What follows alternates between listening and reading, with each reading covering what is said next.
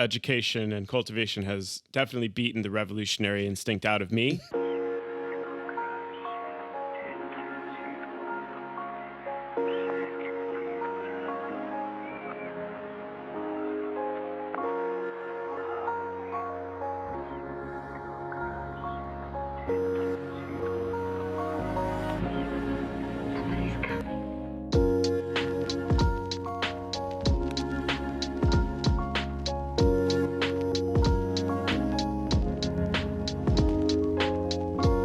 This is What's Left of Philosophy. I'm Lillian. Here with me today is Gil. Hello. Will. Hey there. And Owen. Hey, everyone. And we also have a very special guest with us today. I am very excited to have Dr. William Clare Roberts of McGill University with us. Will Roberts is the author of Marx's Inferno, The Political Theory of Capital, which won the Isaac Deutscher Prize, I think in 2017, was that it? So it's an excellent book. I really recommend everyone read it. We'll put it in our show notes if you haven't. Welcome, Will Roberts. We are excited to talk about CLR James with you today. Thank you so much for having me, everybody. I'm really excited to be here. Should be fun.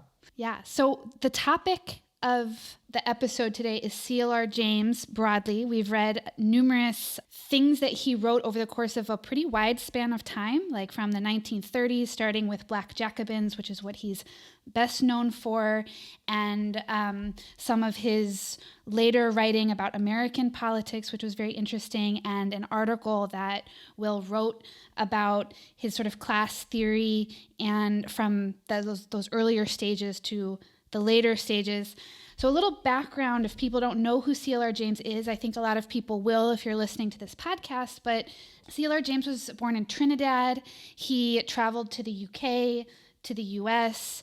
Relevantly, he was in the American Socialist Workers' Party, and he is the sort of fertile ground upon which lots of innovations in Marxist political theory and philosophy began.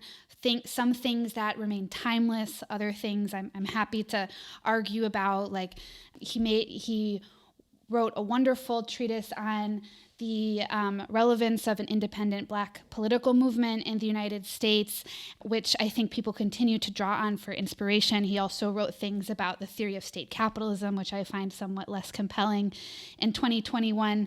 But he really did a lot of intellectual work. So I'll just put a few ideas out there for us to consider, and then some topics, and then I'll just throw it over to Will Roberts to sort of say what made him interested in CLR James. But, broadly, there's, his theory of social class and class formation, his involvement with Trotskyist politics across the Atlantic, sort of his reclamation of the history of the Enlightenment and Republican politics, and how the Haitian Revolution impacted and had a relationship with the French Revolution, which until he wrote his book was not widely acknowledged. His theories of capitalism and social change.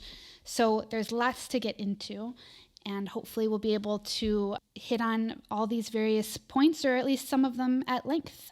So I'll just ask, Will, if you could just say, what drew you to CLR James now, what prompted you to write your essay, which is about his theory of political organization, his theory of class and social change. Yeah. So I got interested in James in part because I feel incredibly ambivalent about James. I wanted to work through some of that ambivalence. So I want to do a book project on the history of history from below in the 20th century, especially, and the sort of conceit of the book project is, so in the very beginning of the general rules for the International Workingmen's Association that Marx wrote in 1864, the first line it opens with that the emancipation of the working class must be conquered by the working class themselves, right? And that claim that the self-emancipation of the working class was going to be not just the engine for the working class emancipation, but was going to be the engine for universal emancipation, right? That the self-emancipation of the working class was going to yield a world in which there were no class distinctions. There was no form of domination or oppression left. And I think that's a fascinating perspective, and I wanted to trace what happened to that perspective and to that claim, because I think it's something that was inspiring to lots of people, but it underwent certain mutations and transformations over the course of the 20th century. And so, for example, I think James is an interesting sort of way station along that chain of transformations. So in the notes on the dialectic that we read, so this is from 1948, James says, free activity means not only the end of the communist parties, it means the end of capitalism. Only free activity, a disciplined spontaneity can prevent bureaucracy, right? So this sort of perspective, this was like James's own sort of twist on this. And it's it's one of the earliest articulations of what became autonomist politics, autonomist Marxism. The claim that working class self-activity was the engine of both the emancipation of the working class and everything else. But notice there was this shift in language, right? It went from self-emancipation, which it's not clear what that is, or what means it might be realized by. It's a project that the working class is going to free itself.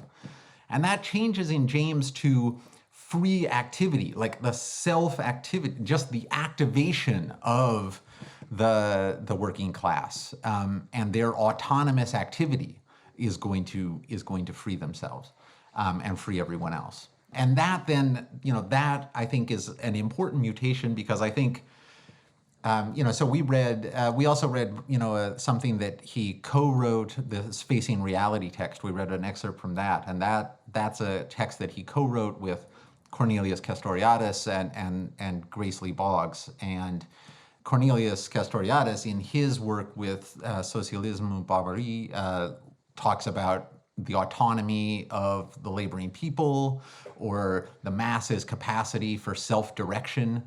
And that takes it in a particular way. The Selma James text we read talks about working class autonomy as well. And I think all of this is sort of, these are way stations on the path to something that I encountered a lot when I was in college in the 90s, which was, the agency of the oppressed, right? So that in some sense, that's the whole length of this trajectory that I want to trace, is from the self-emancipation of the working class to the agency of the oppressed. And I see James as a particularly important moment on that trajectory. So that's what drew me to him. If I have your article right, though, you don't see a real opposition or conflict in James's work between that more kind of bottom-up emphasis that tends to be attributed to his later work and what's considered to be a kind of vanguardism or emphasis on leadership in the earlier work. Could you maybe say something about the relationship between that early vanguardism that you claim, and I think there's good reason to do so, that it never really goes away in his work, and this kind of bottom-up, more democratically oriented emphasis? Yeah. So the way I put this in the paper is that I think for James, James is pretty consistent in his work that he thinks that leadership is important. Leadership of struggles is important. Yet at the same time, he's clearly an anti-hierarchical thinker. Like he wants to destroy hierarchies, and he thinks that working class autonomy is fundamentally anti-hierarchical and tears those things down. So how do you have anti-hierarchical leadership? How do you articulate that? And I think that for James, the form that this anti-hierarchical leadership takes is a sort of that the leader is a mirror in which the masses see themselves, come to recognize themselves as who they are, or as the revolutionary force that they are. So the role of leadership is to articulate the autonomy of the masses, to articulate their agency, their self-activity, and in articulating that, to give to the masses something in which they can see themselves and can see the principle that in fact actuates their own activity. And so that becomes this, and this is the point of my article, it becomes a fundamentally anti-institutional theory of, sort of showing the masses to themselves so that they can do whatever they want to do without you. And I think that's the theory of leadership, the theory of revolution that ends up animating James's work. I'm super interested in this question of leadership, but just so I make sure I definitely have your point, and maybe this will be kind of annoying, but I'm going to go to one of my touchstones. This seems deeply different than like early Du Bois and his notion of a talented tenth. But so I make sure I understand what you're saying. So James isn't talking about the leader as someone who needs to cultivate the masses, right? To clean them up, to sort of drag them up into the light of truth. Instead, the leader kind of is a place of concretion for the masses activity, a focal point, which is completely different than what Du Bois is talking about. The talented tenth is he's saying we need to clean up the black proletariat. We need to shorn them of their bad habits, because they are active, but they're active in the worst ways. And so is that a difference than what you're describing with James, the way I put it? Yeah, absolutely. It totally is. And obviously, Du Bois is a complicated thinker with a long career, and you can read Du Bois as, moving over the course of that career, like farther and farther away from this particularly pedagogical, cultivating model of the talented tenth. But you're absolutely right to see James as, in many ways, the exact opposite. Because, and this came out in some of the stuff we read, like in his discussions of the West Indies, education for James is like, that's what destroys the revolutionary sort of urges of the proletariat, of the masses, right? Like education, cultivation, training is the last thing that the masses need for James, right? So there's fundamentally a sense of, there's a sense of domestication in everything that James talks about in terms of education, and I think this is something that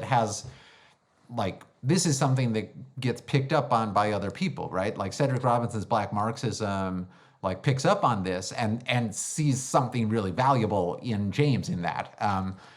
That this is something that Robinson wants to valorize also. I mean, he sees there is an almost perfect mirroring of Du Bois and James here, because while Du Bois says talented tenth, talented tenth, talented tenth, and yet nonetheless sort of wants to work away from that. Like actually he does have a theory of self-emancipation, like in Black Reconstruction, and so forth, right? An anti-pedagogical element that's the counterpoint to this major theme.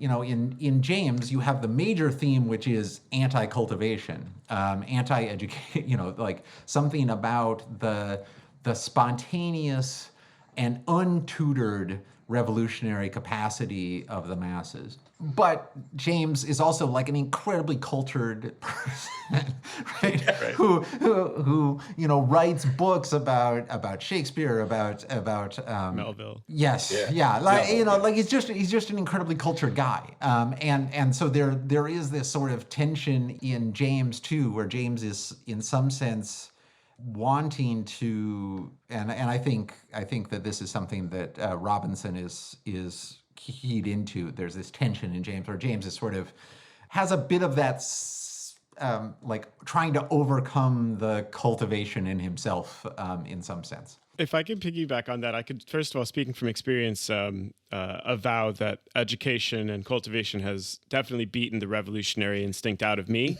In fact, it's probably made me into a reactionary, which I'd like to struggle against, but it's hard. But I see that, so like the value or sort of the impulse behind James's way of talking about leadership as this mirror that reflects the principle of the working class, which doesn't need to be educated. He says things like that the people in the West Indies didn't need to read Rousseau to learn what democracy was. They learned it in prison, right? Things like this. Like there's a sort of concrete lived experience way in which this understanding kind of spontaneously and organically develops. But you also, I think it comes up very early in your article, and then it's like one of the last things you say is that, like, you know, this way of reading the role of leadership presupposes that there is an immediate unity of class interest, which is, as like, so to speak, transparent to the working class.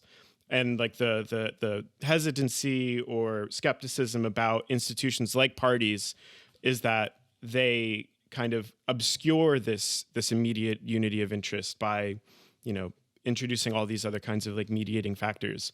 But as you point out, like this maybe isn't something that we ought strategically to or practically to presuppose, that this might be like a shortcoming on the other side of his like way of thinking about strategic organization and leadership. Do I have that right? Yeah, and you end the paper by saying that common interests have to be constructed.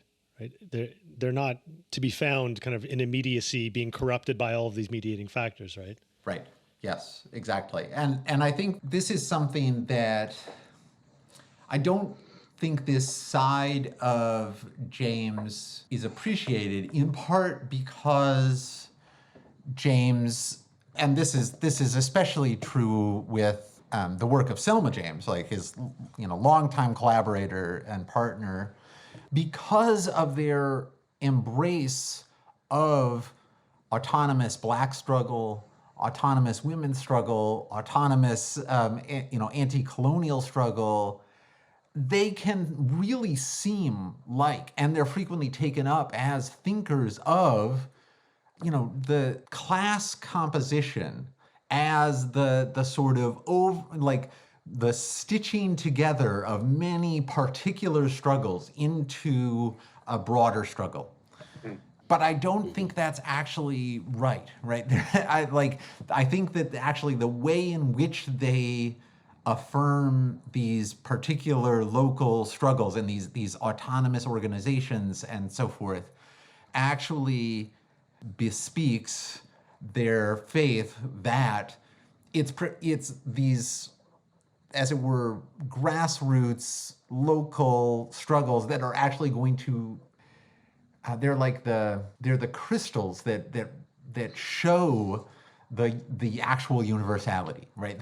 Like the pure universality is present in those, and it's our duty as revolutionaries, as socialists, as proponents of emancipation, to recognize those moments of universality and identify with them in solidarity, so that you get this like sort of immediate eruption of a universal interest right there. I think that that's exactly what is going on. And I do think that I like that you've phrased your interest in James as kind of a transitionary moment. So I'm going to sort of try out my thesis of like what makes it transitionary, see what you all think about it.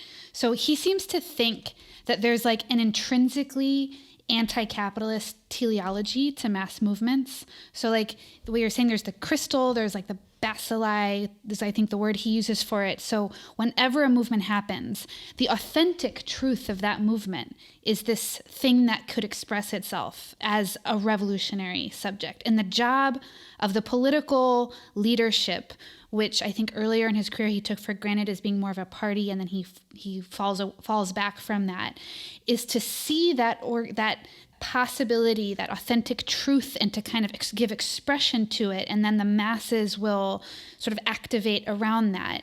And he even says that like if the leadership can't support it, then what'll happen is like a repression ensues. So the leadership has to do this. And it made me think that like there's a way in which he takes for granted the involvement of like class politics to this process, because he continues to have a sort of a dialectical perspective on history. He continues to be a materialist. He gives these lectures to workers like, there's two things I need you to internalize. It's like these very basic like points about like, like left Hegelian Marxism, which I find extremely charming. So, but then the problem is like when the faith, it goes away that like class politics are going to like deliver on these promises, then like theorists and like intellectuals and also political activists, I think of the New Left period, you start to like, you need a more radical subject position. Like the class isn't going to do it. So you need to kind of like have a fealty to these like new social movements, because like they're the kernel. Like, and you're kind of like looking for like the revolutionary agency like everywhere and nowhere. And that's true about like Selma James. She's like the true revolutionary are like these women in the households. And I'm like I get the energy about that, but You get the really? vibe. I get the vibe, but I don't know, So that actually dovetails right into my next question. I don't read James as a romantic, but when you describe the position this way, and by romantic I mean like romanticism, like the people in their instincts, they have this natural yearning that's tending towards the universal.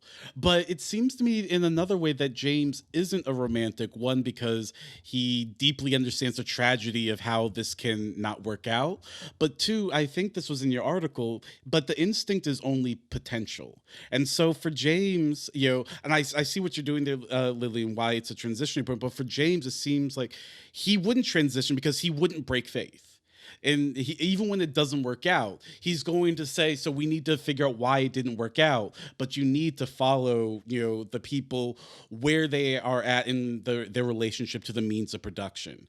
And so I'm wondering if philosophically, even though he has this language of instinct, that doesn't mean that, it automatically works. That, this is why I also think there's a tension between, just only mirroring the people.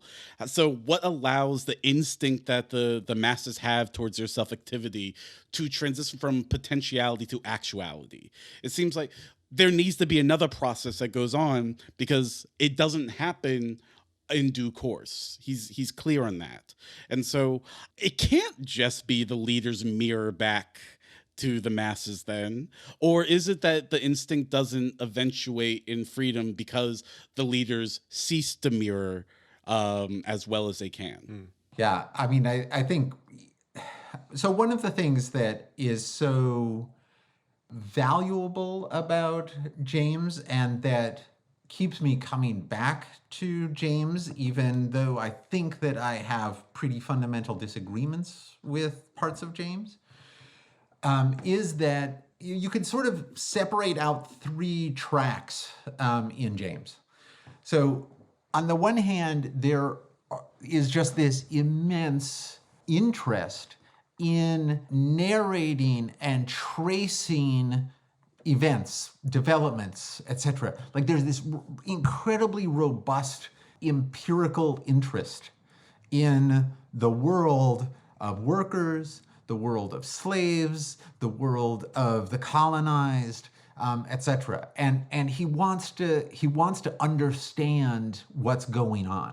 And so there's this really robust empirical tracing, right? Just this narration, right? Which shows up in all of the pieces we read just about, right?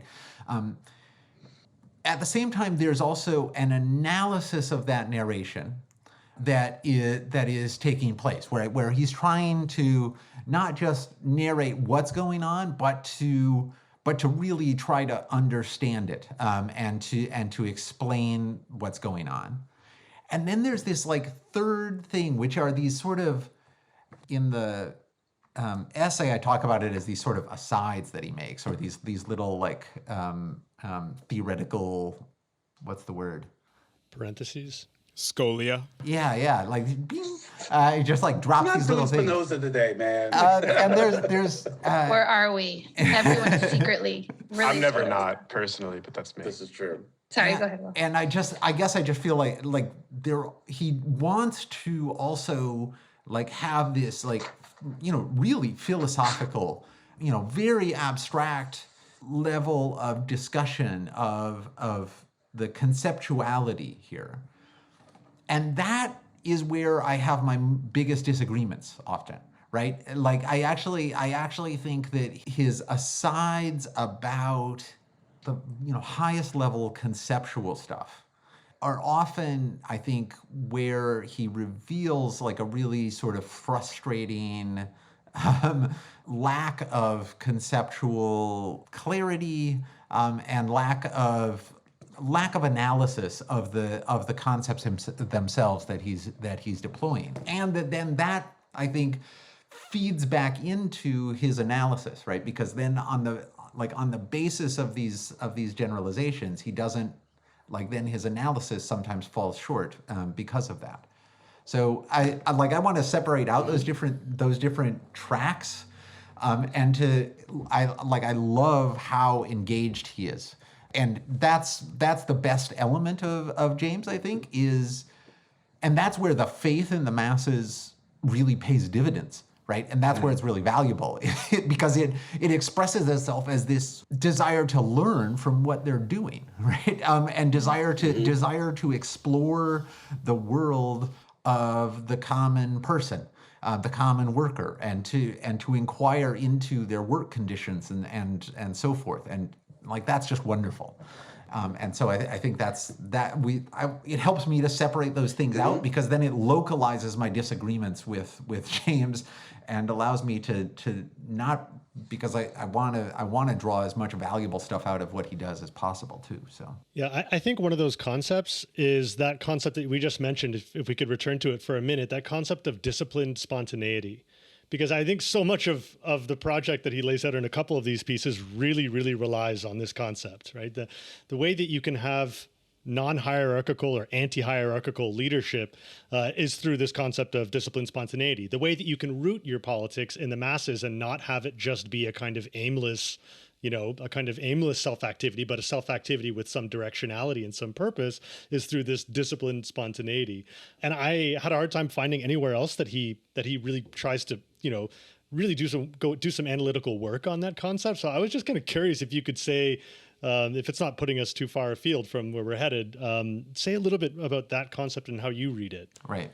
No, that's really perfect, because I think that gets to the heart of it gets to the heart of my disagreements with James, but this is not local to James. It gets to the heart of why I want to, this goes back to my book and my reading of Marx, but I want to resuscitate a Republican socialism, a Republican Marxism that emphasizes non-domination as a conception of freedom, as opposed to what I think is the dominant conception of freedom in the Marxist tradition, which is autonomy, right? Or a sort of self-direction.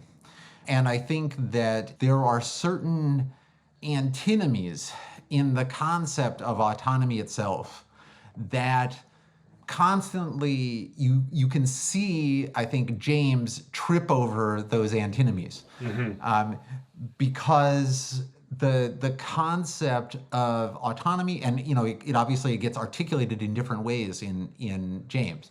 So it gets articulated as spontaneity or disciplined spontaneity. It gets articulated as self-activity, etc. It gets cashed out in different terms. But in all of its various articulations in James, it's a fundamentally undecidable concept in the following sense. So that short excerpt from the Notes on Dialectic, in that one little passage, he goes from talking about spontaneity as the free creative activity of the proletariat to talking about free activity as disciplined spontaneity. And that introduction of disciplined, I feel like gives the game away, right? Because the introduction of disciplined says, well, spontaneity sounds like it could be just doing whatever you want. But therefore I have to qualify it by saying disciplined spontaneity. But then I have to say that discipline is itself a spontaneous discipline, right? It's a sort of self-imposed discipline. It's not a free discipline. And so we're just sort of chasing our tail around here, right? Like he wants to say that it is a spontaneity in the sense of an ungoverned, right? Like an undetermined, a free activity, an activity that comes out of the self, a pure self-direction. But it's not imposed by like an it's not imposed by anyone else. It doesn't follow orders. It doesn't need to be given marching orders or a plan, etc. Right?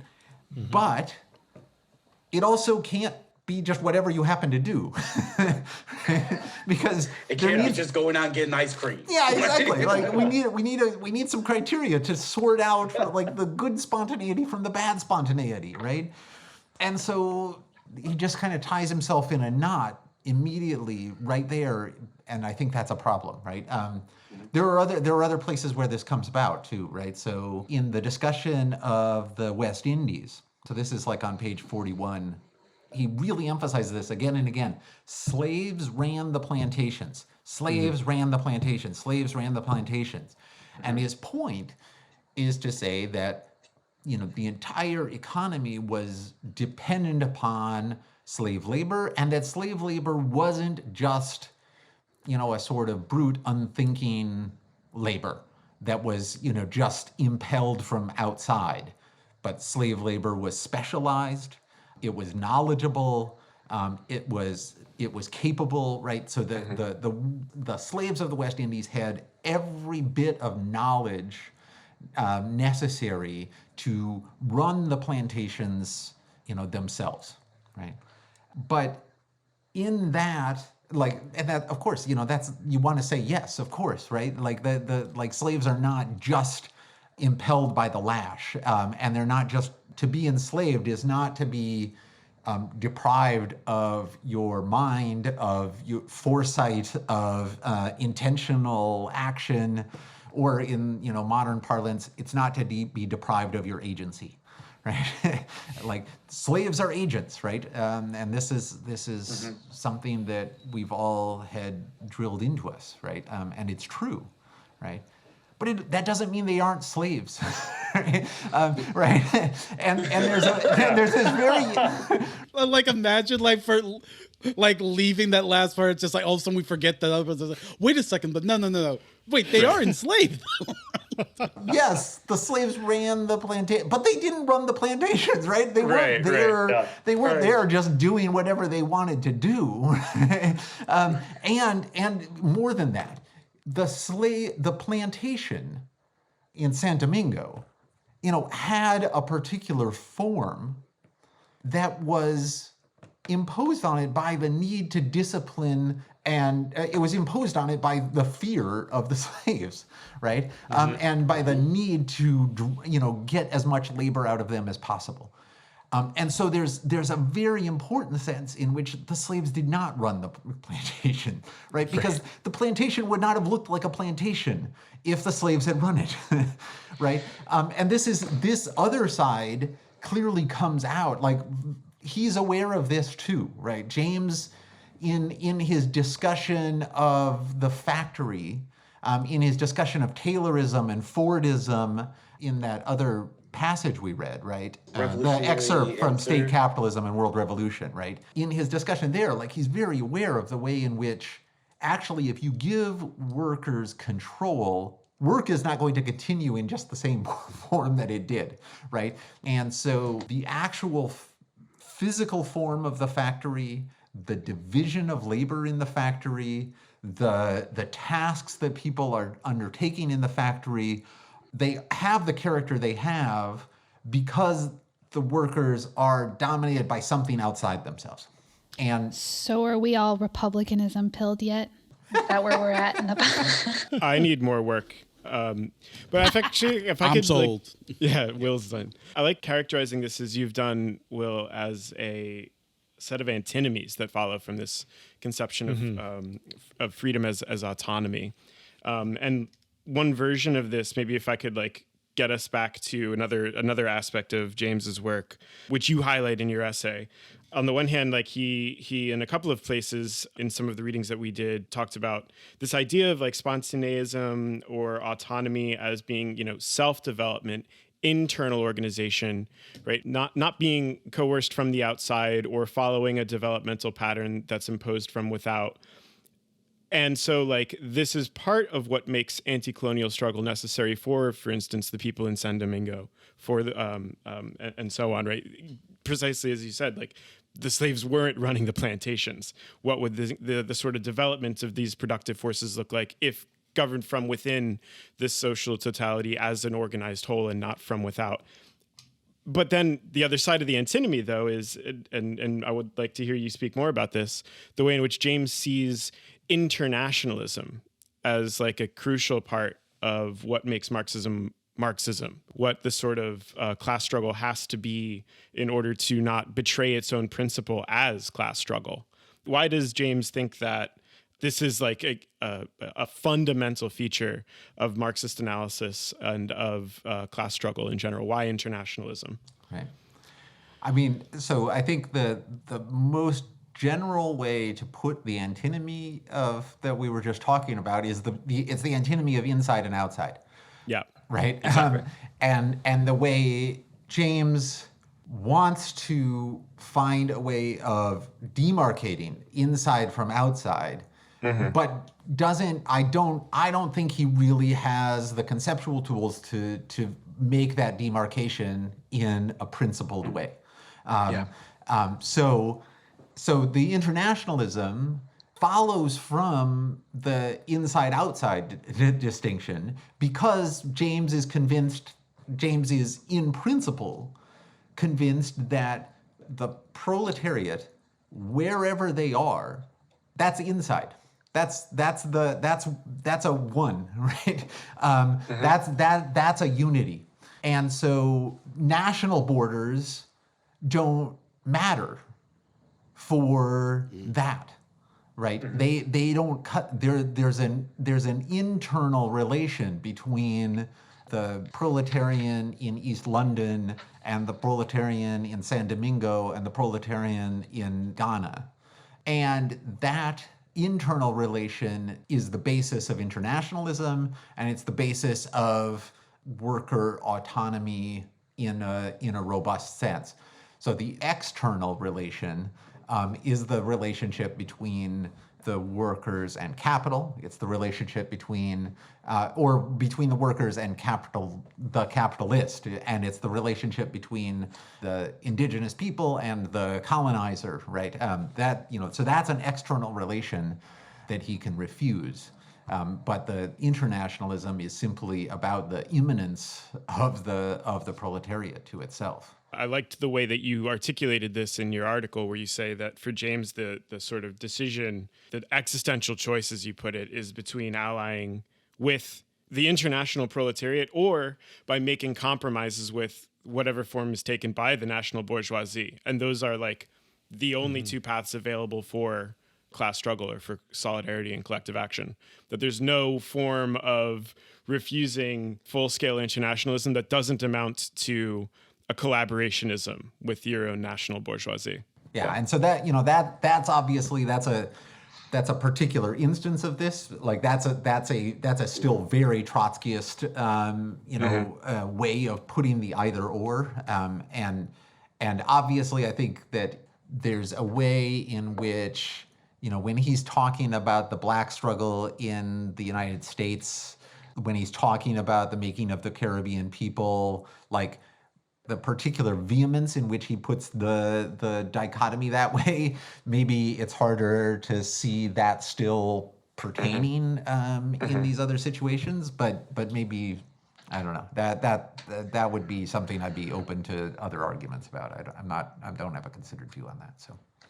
So something I just want to say really, quickly, sort of following from this inside outside discussion is, do you think that there's also an aspect of James's work? I'm thinking of how the last chapter of Du Bois's Black Reconstruction in America is the propaganda of history. That, in some ways, like, he puts so much of this starkness about self-activity because he's trying to counter sort of propaganda that, the people in the Caribbean, they're not ready for self-government. I think he says explicitly, making the Caribbean people, that this was a lie until we came to believe it, or that Black people in the United States are just waiting for someone to tell them what to do. And so, sorry to bring up this name, but in some ways I think you're right. There's a very delicate logic here that we can disagree with, but I say delicate because I see how the bits fit together, even though it gets them into messes. But I sometimes think like Adorno's approach is through sort of this hyperbole and this exaggeration. And I wonder if partially James is doing this as well, where he's trying to say something like with the Black Jacobins, the Haitian Revolution, it shouldn't seem like a complete anomaly to you because, of course, they were developing knowledge while on the plantation because the plantation had to function, which, of course, obscures the fact that they did not choose the plantation. They did not, construct it, but they did learn how to work the machinery and to work together. And so I wonder if it's him like trying to push back a sort of counter tendency of making it almost impossible that any sort of revolutionary struggle could come about. Is that maybe part of like the literary end of what he's doing here? Yeah, absolutely, and it's impossible not to affirm that, right? Like he's got this other essay called Every Cook Can Govern, right? Right. It's impossible not to love that part of James, right? There is this hortatory rhetorical register in James that is saying, you don't need to defer to anyone. You don't need to be led from outside. You are perfectly capable of leading yourself. You are perfectly capable of governing yourself. And it's a really attractive aspect to James. And I certainly don't want to refuse it at all. Even if I also don't want to, I think that governing ourselves can't in the end be the goal that we're going for. I don't think that can be the final horizon for an emancipatory politics. We want the withering away of the disciplined part of disciplined spontaneity. The withering away of spontaneity? Maybe the withering away of spontaneity. Do you mean that we need something more than autonomy? There's some maybe material element or something that goes beyond that level of autonomy? Well, or I think we need to recognize that being free is not the same thing as governing yourself.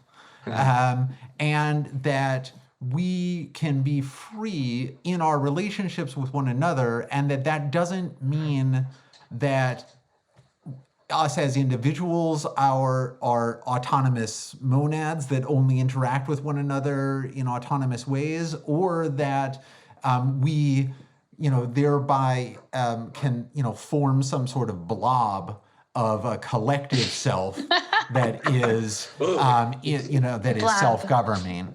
And that, that's, for James, that is the horizon, right? That like a democratic politics is fundamentally a politics in which there's a unity between the individual and the state, right? And like I think that's a dead end. I don't think that we should think that that's what free life amounts to. I feel like that's such an interesting question about the difference between like self-government or self-determination and freedom.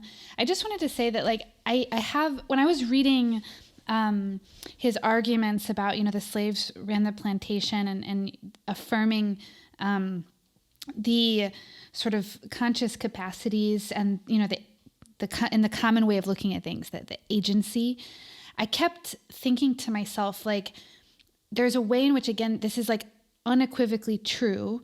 And I have a really ambivalent relationship to this way of talking about things now, because on the one hand, there's like tons of political reaction and like conservative ways of looking at things that has not relinquished the view of oppressed people as being passive or capable of self-government.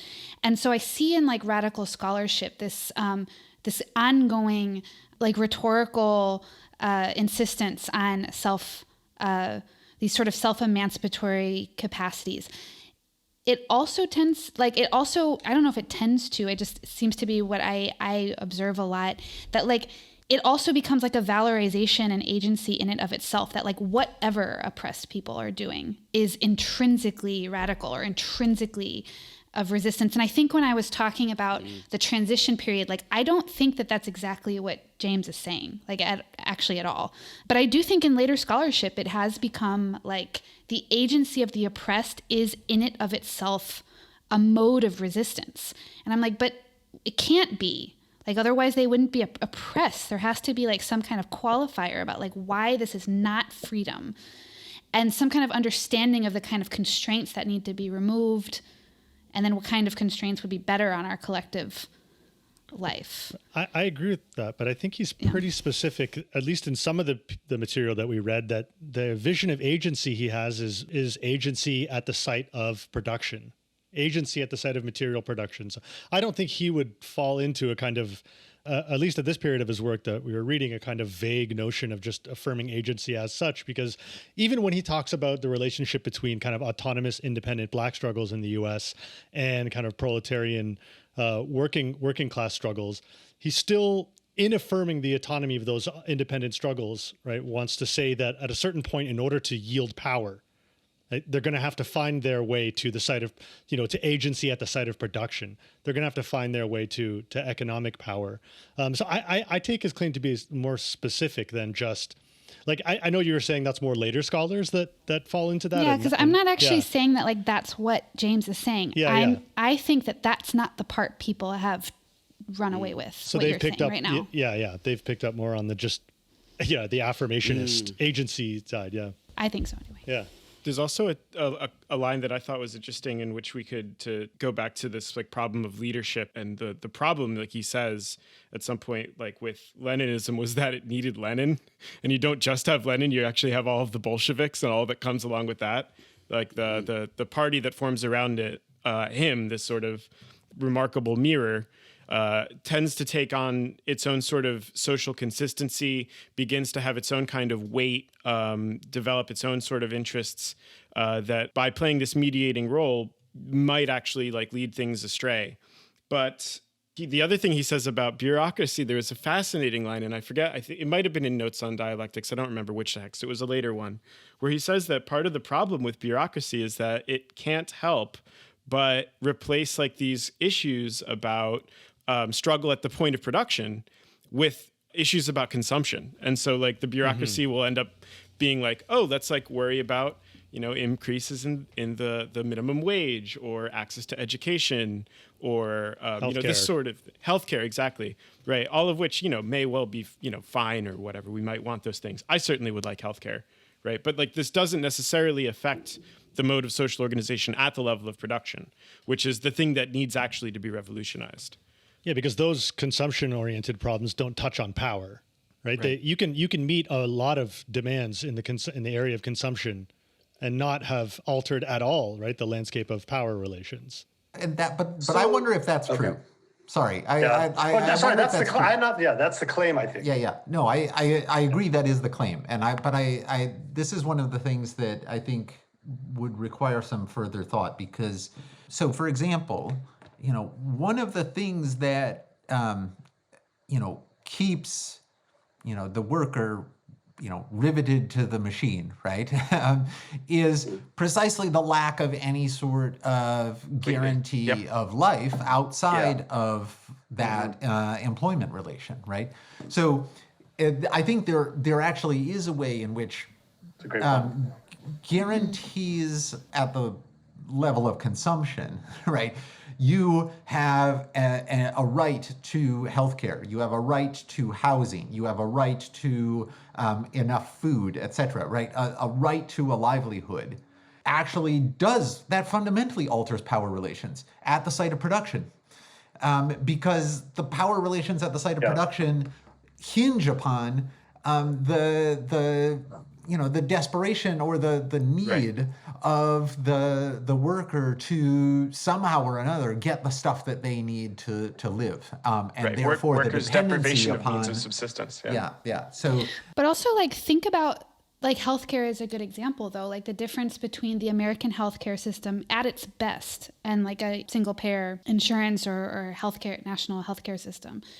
The reason that Marxists and the socialist left in general have always supported the state to be fundamentally involved in these universal programs and reforms is because even if your employer provides the access willingly for whatever reason to the means of subsistence, the difference between your employer doing that and the state doing that is that the state doing it means that if you get fired, you don't continue, like, the threat of not having that important resources isn't there, but also you're more able to like have autonomy in your like collective organizing and so on, because you can just be like, fuck you. Like, I don't depend on you for my healthcare. I don't depend on you for these things. So I do think it does. I don't know if this matters for James at all, actually, but the consumptive stuff, I think maybe this is why, like, I fundamentally feel more sympathetic to, like, the trade unions and the social democracies and so on of the world than I probably did when I myself was a Trotskyist, or that James does. Yeah. I mean, it seems to me like, at least part of the, autonomy stuff in James is he wants to constantly be wary of how conditions of dependency can sneak their way into emancipatory projects. So I'm thinking like, bureaucracy can start to become a weight on what it was supposed to free the people from by becoming oriented towards its own continued existence rather than the ideals it was brought into existence to combat. And so the question I have for you, because as you were talking, especially with these sort of contradictions with leadership and bureaucracy, before we started officially recording, I said I'm studying up on the history of Marcus Garvey and the UNIA, and one of the big reasons that failed was because of its mode of leadership, that it was overly invested in Marcus Garvey the figure. It was top heavy. It was whatever his capricious wants and needs were, even if he was an interesting thinker in his own right, which is fundamentally different than what was actually happening at the local charters, in the South and all of that. But that was too much of a weight to survive his eventual fall. And so my question is, I see like, if the state takes care of it, then it's you're no longer dependent on your employer in this sort of like, they can fire you arbitrarily. But, we would also need to develop a set of institutions such that we are not overly dependent on the state and its whims. So it would have to like be a way of articulating states such that it's responsive to our activity and understands itself as needing to be responsive to it. And that, it seems to me, looks like something that goes beyond simply having elections every 2 to 4 years, right? I wonder if what James is what he keeps trying to suss out is that kernel, that instinct can never go away. And so I wonder if that's more, I know he wants it to be descriptive, but I wonder if that's more prophetic or hopeful. He's more like trying to speak it into being rather than it being the case. I wonder if that is something that's useful here. Yeah, it might be. And I guess I just think, obviously the problem of bureaucracy and the problem of bureaucratization is something that lots of people have wrestled with this throughout the 20th century. And James is not the only one. I think James has some interesting things to say about bureaucracy.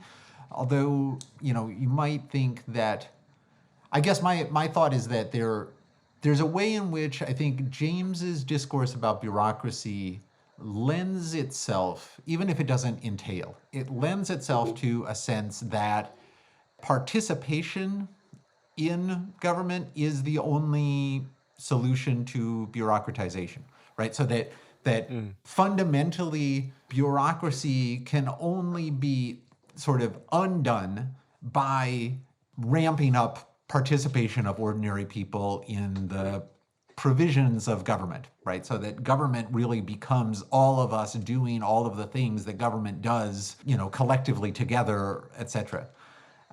And I'm skeptical of that, like in part because I guess I think you do want there to be checks on bureaucracy, but I also don't. I think that there are ways of ensuring that the bureaucracy can't just lord over you, right? And everybody knows that there are ways in which the bureaucracy can lord over you, right? But I think we can have checks on that don't necessarily involve getting rid of that level of impersonal administration. That actually I think that can be a valuable thing. A little impersonal administration is a good thing. And sometimes I want to deal with people. Right? Sometimes you just want there to be like a regular procedure that everything goes through, and it's all just sort of set. And you don't want to have to negotiate everything all the time in these more participatory ways. Will's like, I don't want to go to more meetings. Will Perry. No, don't make me. No, that's a hellscape. Yeah, I do like meetings. Like, meetings are important. We need to have meetings where we deliberate and hash things out. But we also don't want just all meetings all the time. Right. Yeah. No, dear God, no. That actually makes a lot of sense to me, because I do think maybe, and you all can check me if I'm wrong, but like some of the ways, even in our current moment, the ways that we talk about freedom is only about participation, only about being involved and all of that, which being involved is great, but it can make it seem as if the end of all this is that we're all just running from meeting to meeting for the rest of our lives in these ungainly like coliseums. And like, oh my, like, does that sound like utopia to anybody? And so I think it actually is helpful the way that you put it, because that frames the conception of freedom that that maybe James is missing, or the way it can tend to, especially with every cook can govern. It shows that there's a substantive difference between making participation itself the telos rather than non-domination. Well, I mean, Marx did say, right, that like, in the emancipated society, everyone would be able to go to a meeting in the morning, go to a meeting in the afternoon, and then go to a meeting in the evening. Over Zoom. This is true. Yeah, I seem to remember it's buried in a footnote in Capital Volume 2. But yeah, no one reads Volume 2. Exactly. Exactly. And the forces of production will evolve to the point where we will actually be doing it virtually, and we won't have to see each other in person at all. It's actually what he wrote in the footnotes. He was very Marx from the grave is just like, yes, it needed a pandemic, but yes, this. Yeah, I'm starting to feel like he was right when he said that the good life for a modern citizen is impossible. Oh my God. That was That's like a good line one from of my James, eh? Yeah, that was like one of my favorite things that I read this time around. Like when he said that capital controls us, we don't control. Yeah, This was actually, I me think, too. one of his more It's true. Republican fantastic. moments, I would say. But he specifically locates like fear and anxiety as being like the thing. And I'm like, yes, I do think that is how we feel currently, right now, all the time. And indeed, good life is not possible currently either. And he was like, this affects us far more than we're consciously aware. And I was like, I think it's pretty conscious at this point. Yeah. No, I mean, it's funny. Well, like this is this, right here. This was obviously like, this is I love that little bit, right? And it's one of those things from the mid 20th century that it just hits different now, right? Because at the time they're thinking, and you get the similar passages in like Arendt, right, or something, where they're thinking about nuclear holocaust. Yeah. Right. And like that's I not forgot. really at the forefront of our minds anymore, right? We're thinking about, we're thinking about global warming and the collapse of the ecosystem and COVID and these sorts of things.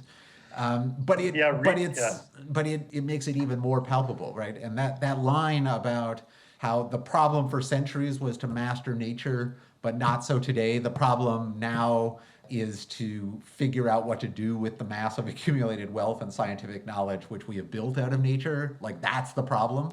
And which are driving us toward world suicide, which again also hits different in 2021. Oh, I'm sorry. I'm like screaming right now because It's beautifully prescient stuff. It's really it's like world so suicide crazy looks that a in little like bit different. 1966 this was true, and like we're reading. I feel like neoliberalism put us into a lull where everything is like, you know, we're finding the agency, we're all working for nonprofits, the internet is booming, we're doing well, and then now we're like totally tanked, and now we're thinking, okay, well, you know, maybe we should think about other things. Yeah, while the internet was doing well, it turns out the ecological system was collapsing. We were literally the dog in a house while the house is on fire, saying this is fine, but we were non-ironic. Now we're like, Post-irony.